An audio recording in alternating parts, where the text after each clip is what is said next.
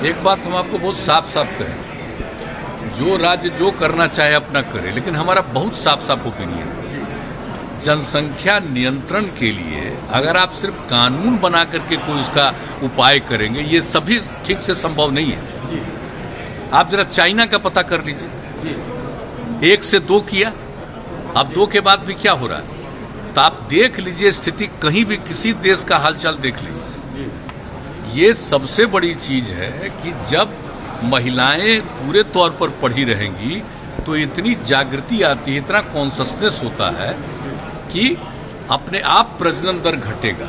और आप तो जान रहे हैं, शुरू से हम लोग इसके लिए काम कर रहे थे, और उसी में जो आपने कहा, जो इसका जो इतना ज़्यादा इस पर रिसर्च हुआ, सर्वे किया गया, देखा गया, और देखा गया कि जब पति पत्नी में पत्नी मैट्रिक पास है तो देश भर का एवरेज प्रजनन दर 2 था, और बिहार में भी वही किया गया, तो पता चला 2 ही है।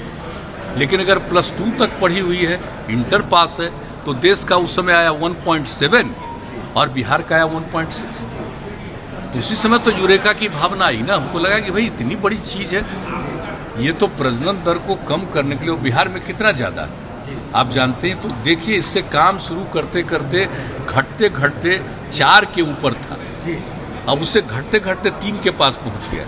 लेकिन ये पूरे तौर पर होगा तो हमको पूरा भरोसा है कि 40 तक, हमको जो लगता है, मेरा अपना व्यक्तिगत जो हम पूरा का पूरा करते हैं कि 2040 तक जरूर ये वृद्धि नहीं रहेगी और उसके बाद घटना शुरू होगी।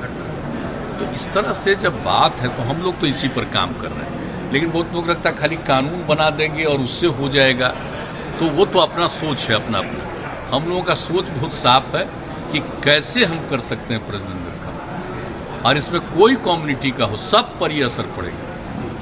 जब महिलाएं बिल्कुल पढ़ी लिखी होंगी तो आप देख लीजिए, कोई कम्युनिटी का हो तो आप पता कर लीजिए, तो इसमें होगा। और इक्का दुक्का तो होता ही न है, कभी कभी तो आप देखें कि पढ़े लिखे लोग भी बहुत पैदा किए हैं क्या बात, तो इस तरह से तो कई लोग होते हैं, तो वो तो एक अलग बात है। ये तो नहीं मान करके चलिएगा कि हम तो कोई कानून के बहुत पक्ष में नहीं है, तो कुछ तो कर सकता है, लेकिन मैक्सिमम आदमी, ये नहीं कोई कह सकता, दावा कर सकता कि हर परिवार में जो हम बोल रहे हैं कि प्रजनन दर, ओवरऑल प्रजनन दर घटेगा, लेकिन ये दावा हम नहीं कर सकते कि हर एक परिवार में कम ही कर लेगा। लेकिन कुल मिला करके ज्यादा से ज्यादा में कम, तो कुल मिला करके प्रजनन दर घटेगा।